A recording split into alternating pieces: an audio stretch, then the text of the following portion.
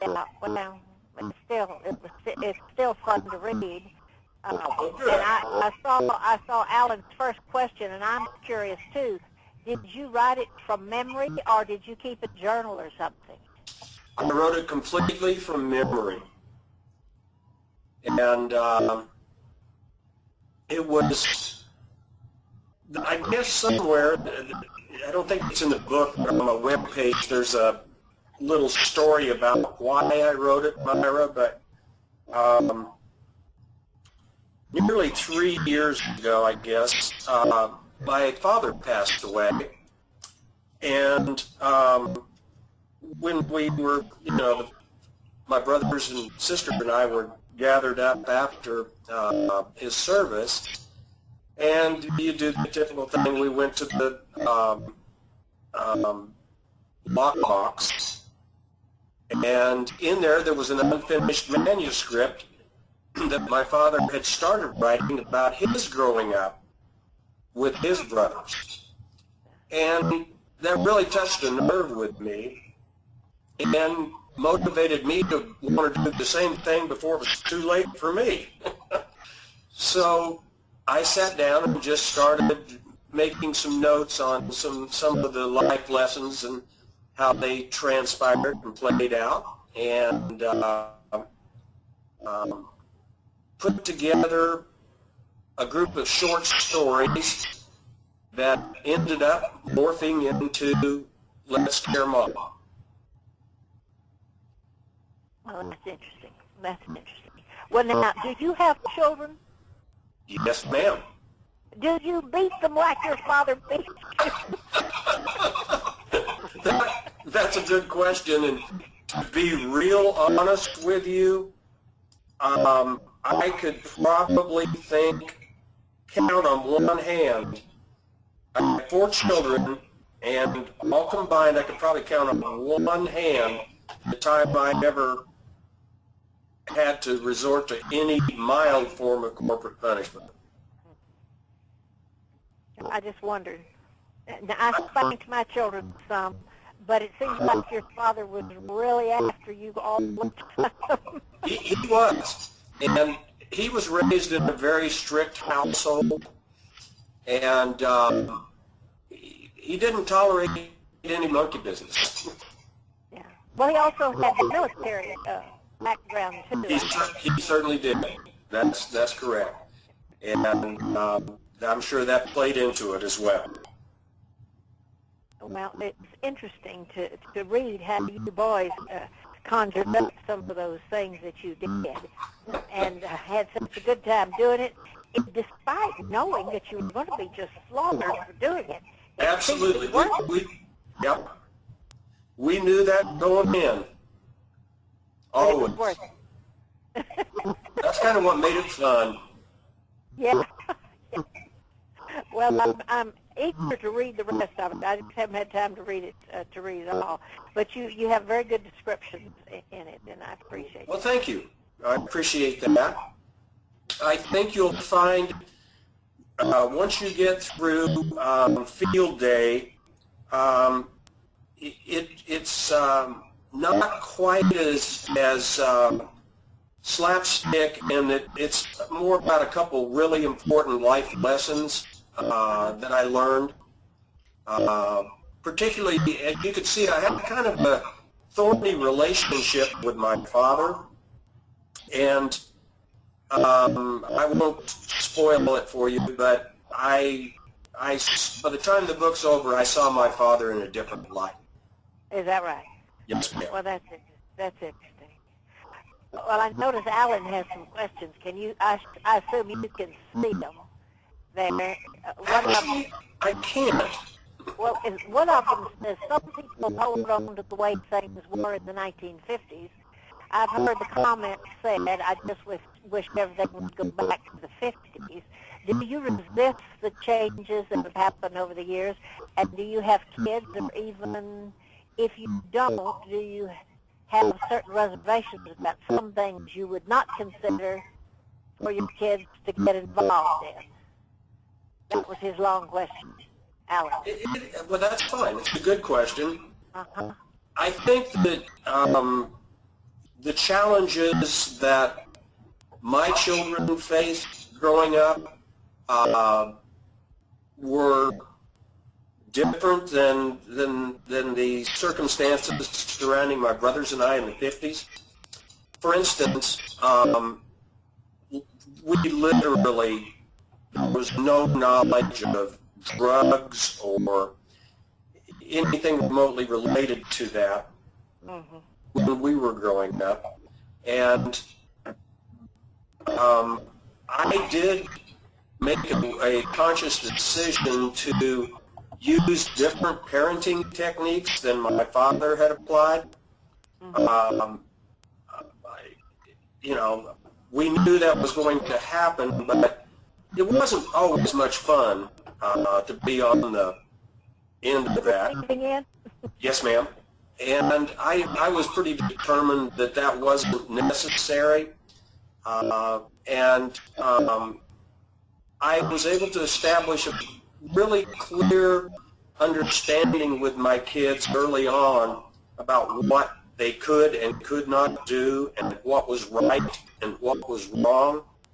And I spent a lot of time talking to them about that beforehand. And the best example I can think of, even though it comes along a little later in life, had to do with drugs.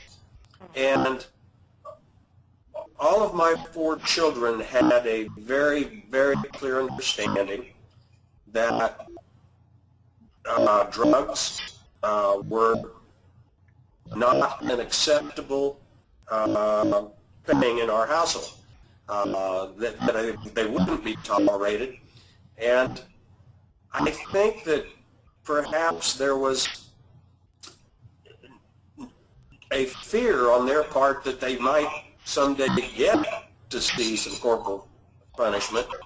And I was able to bluff them, I guess, a little bit. But it worked pretty darn well, I have to say. Yeah. Well, and this other question he had about this idea of going back to the 50s, you know, sometimes I've heard people talk about the good old days, and I've always said they don't know much history when they talk about the good old days. Yeah. There were a lot of things in those old days that weren't so good. But I wondered, I should go back to the 50s. That was his question. Alan's question. No, I wouldn't want to go back to the 50s. In my opinion, the good old days are playing out right now. And I thoroughly enjoy where I'm at in life, and I have the benefit not only of having the children, but I have 11 grandchildren. Oh, good. Yeah. So your kids are grown. And that's the kids are all grown. Yeah. And so, and the grandchildren are even a greater pleasure. And so, as I said, to me, the good old days are taking place right now. Yeah. Well, I agree with that myself. Let me see what other questions. Do you still keep in touch with some of the people like Joe or WD3? Sounds like you don't hear much from WD3 except Christmas time. Christmas time, that's about it. I actually have spoken with him a little more frequently since my mother and father passed. And but yes, we still talk several times a year. And he has since retired from the diplomatic corps, and is living in central Missouri, down at Lake of the Ozarks, I guess. He has a place down there, and his children are grown, and we still enjoy reliving those times, the science fair. Oh, yeah. Well, now, do you live on the ranch now, or do you live in town? I live just outside of town. It's not on Rancho Roberto. Rancho Roberto was eventually sold off by my father, and became a subdivision, if you will. Oh, yeah. It was developed into housing. Okay. And that's a shame, too. Yeah, that is a shame that that happens so often. Uh-huh. Mm-hmm. Oh, the Poets Club, acronym for Pissed on Everything Tomorrow's Saturday, was so funny. Yes, that's what he said, and I thought it was funny, too. And Yeah. they And had that's, drinking, and they didn't have a bit of poetry, did they ever? no, not at all. Now, they, at the time, they led us to believe that it was a pretty Intellectual. highbrow affair. Yeah. But, when I did find out what poet stood for, it was funny. It was. Yeah. Yeah. Well, he has one more question. Do you ever go back to the camping spot in Canada? I have actually been back 3 times. Okay. Sure have. I haven't. And Pepper, Pepper is, he's still alive. Maurice, I guess, has transpired. But Pepper is actually in a retirement facility in Kenora. I haven't gotten to that part yet. Okay.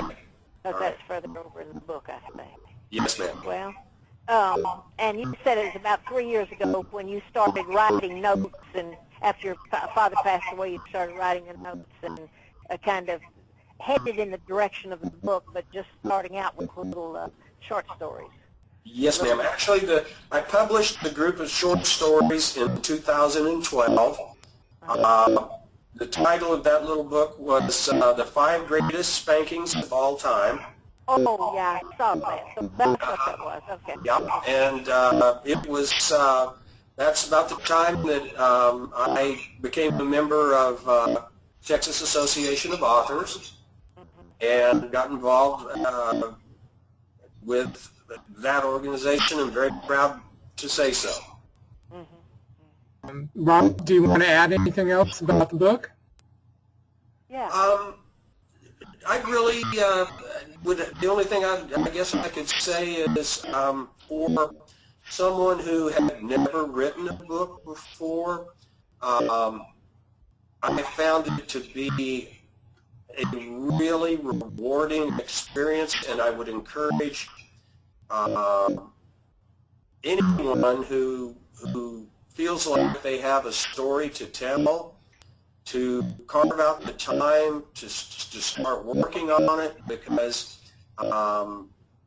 the world is a set of ears and eyes, and they're hungry for everybody's story.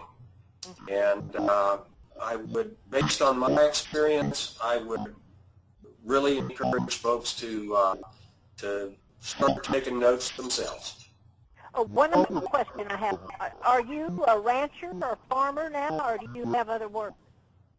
I'm essentially retired, Myra, and I'm actually working on a couple more books.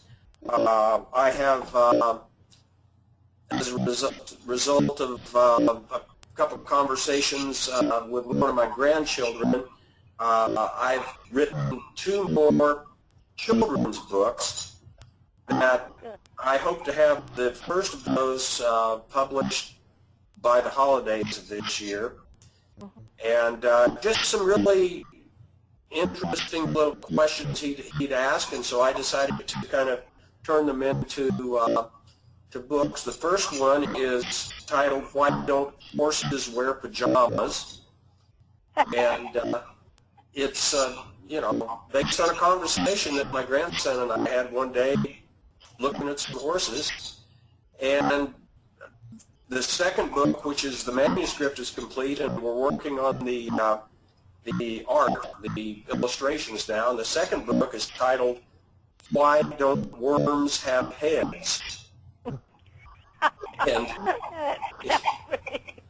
Yeah, and it's really, really fun to have written those two books, and I'm working on the third one now, and it's a little series of children's books. I would say really pre-reading.